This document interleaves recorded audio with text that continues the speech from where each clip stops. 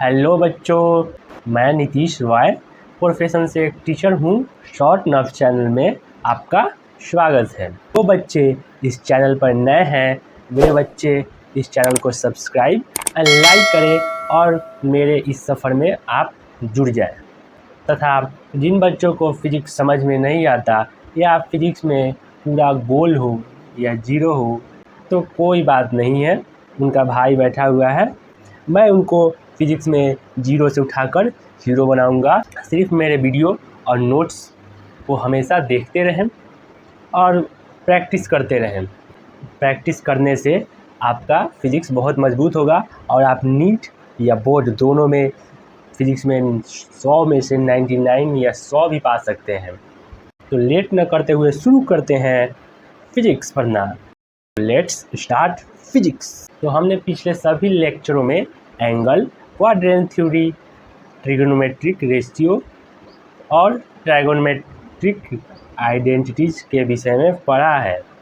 तो आज हम लोग जो ट्रिगोनोमेट्रिक आइडेंटिटीज़ की पढ़ाई कर रहे थे उसका लास्ट पॉइंट अभी बाकी है, वे हम लोग आज पढ़ेंगे। तो ट्रिगोनोमेट्रिक आइडेंटिटीज़ का 11th पॉइंट है cos 2a is equal to cos square a minus sine square a। तो यहाँ कुछ एग्जाम्पल दिया हुआ है। cos 60 डिग्री, cos 60 डिग्री को थीटा के रूप में तोड़ देते हैं तो थीटा आ जाएगा 30 डिग्री। तो इसको हम लोग ऐसे भी लिख सकते हैं cos 2 into 30 degree, cos 60 degree को। तो यहाँ 30 डिग्री थीटा है,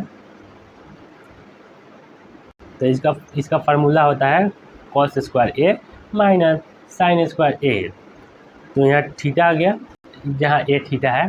तो चलिए, तो cos square 30 degree minus sine square 30 degree, इसका मान पुट कर देंगे तो आंसर आ जाएगा। तो cos स्क्वायर 30 डिग्री का कितना होता है, तो होता है इसका 1, तो इसका होता है √3/2 का whole square minus sine square 30 degree का 1/2 का होल स्क्वायर। तो इसको सॉल्व कर देते हैं तो √3 का स्क्वायर 3 आएगा और 2 का स्क्वायर हो जाएगा 4 माइनस 1 का स्क्वायर 1 और 2 का स्क्वायर 4। तो यहाँ एलसीएम ले लेंगे तो एलसीएम यहाँ 4 हो जाएगा और 3 माइनस 1, तो यहाँ हो जाएगा 2/4, 2/4 2 से कट जाएगा, यानी यहाँ आ जाएगा हाफ। एक तरीका है ऐसे भी कर सकते हैं और एक दूसरा तरीका भी है जो यहीं से कर सकते थे cos 2 थीटा के रूप में। cos 60 डिग्री का मान तो 1/2 ही होता है। तो एक तरह से प्रूव हो गया कि ये फार्मूला बिल्कुल सही है। तो cos 2a जो फार्मूला है उसको हम दूसरे तरीका से भी लिख सकते हैं। cos 2a is equal to cos square a minus bracket में 1 minus cos square a, bracket बंद। आप पूछेंगे कि 1 माइनस cos स्क्वायर a कहाँ से आया, तो 1 माइनस cos स्क्वायर a हम लोगों को पता है ट्रिग्नोमेट्रिक फर्स्ट आइडेंटिटीज से आया है, जो है sine square theta plus cos square theta is equal to 1। ये इससे हम लोग साइन स्क्वायर a का मान यहाँ पुट कर दिए हैं, तो साइन स्क्वायर a का मान आ जाएगा 1 माइनस cos स्क्वायर a। तो यही है यहाँ लिखा हुआ, जहाँ a थीटा है। या इसको सॉल्व करेंगे तो cos 2a is equal to 2 cos square a minus 1, एक ये भी फार्मूला हो गया। या इसको ऐसे भी लिख सकते हैं 2 cos square a is equal to 1 plus cos 2a, ये भी एक फार्मूला हो गया। या cos 2a जो फार्मूला है 11th पॉइंट का, cos 2a is equal to cos square a minus sine square a। पिछले में हम लोगों ने साइन स्क्वायर a का मान पुट किया था, अभी हम लोग cos स्क्वायर a का मान पुट करेंगे वही फर्स्ट आइडेंटिटी से, sine square theta plus cos square theta is equal to 1। तो यहाँ cos square theta is equal to 1 minus sine square theta. तो यहाँ थीटा का जगह a है तो यहाँ a लिखेंगे, तो वही मान यहाँ 11th आइडेंटिटीज में पुट कर देंगे। तो हो जाएगा यहाँ पुट करने पर यहाँ हो जाएगा ब्रैकेट में 1 माइनस साइन स्क्वायर ए माइनस साइन स्क्वायर ए हो जाएगा। तो एक नया फार्मूला बनकर आएगा cos 2a is equal to 1 minus 2 sine square a. तो हो गया अलग तरह तरह का फार्मूला जो अभी आपने देखा। या इसको एक और भी तरीक़ा से लिख सकते हैं 2 sine square a is equal to 1 minus cos 2a भी लिख सकते हैं। तो हम लोग ये सब फार्मूला को कंक्लूड करते हैं, निष्कर्ष पर आते हैं।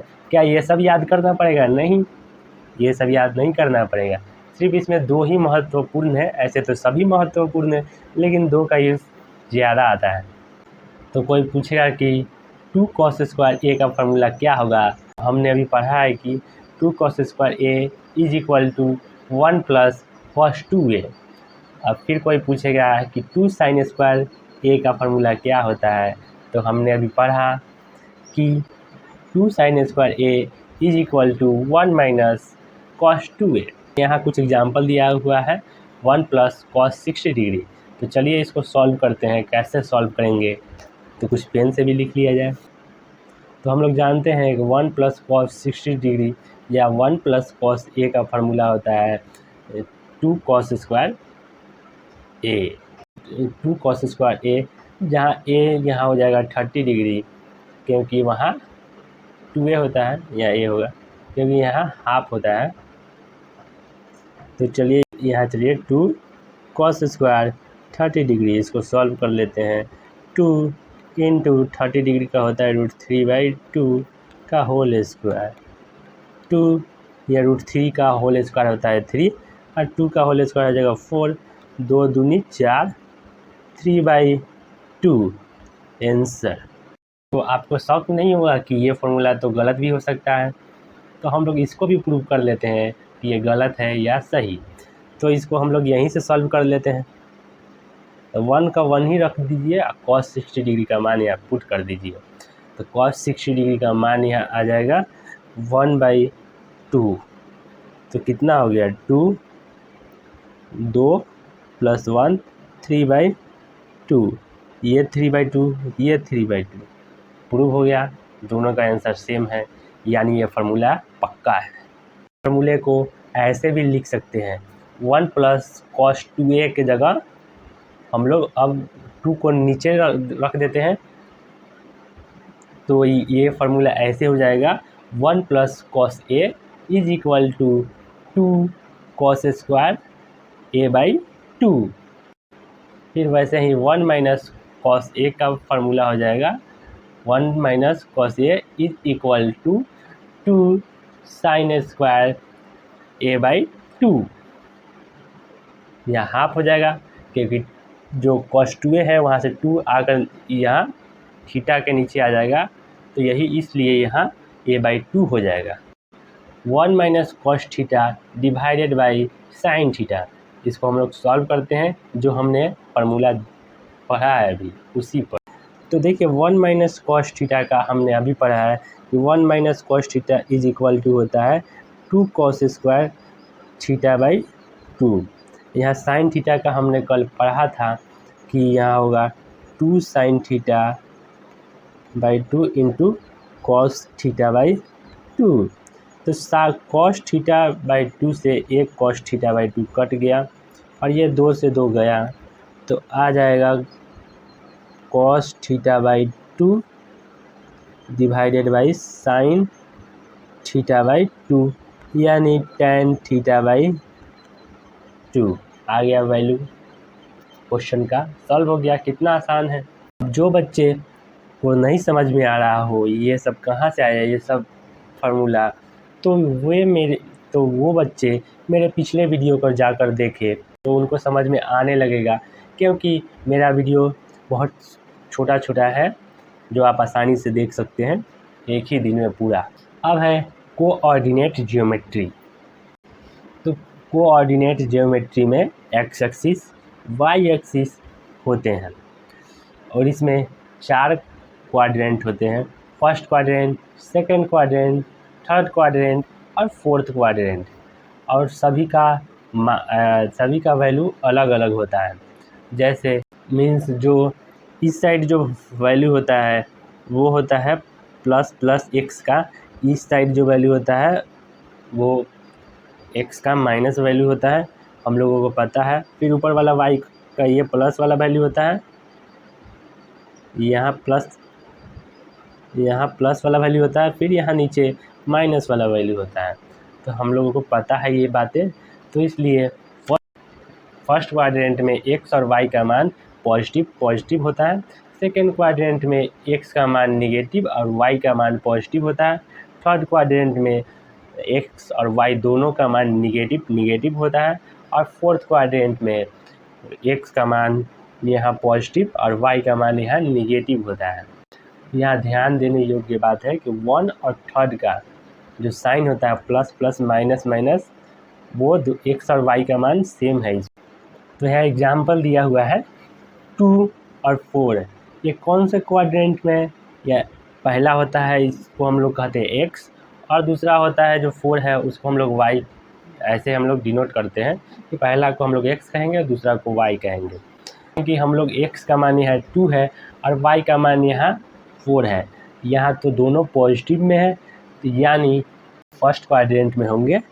जैसे यहाँ दिया हुआ है देखिए, यहाँ होगा, यहाँ ये कोऑर्डिनेट एक साथ होगा यहाँ।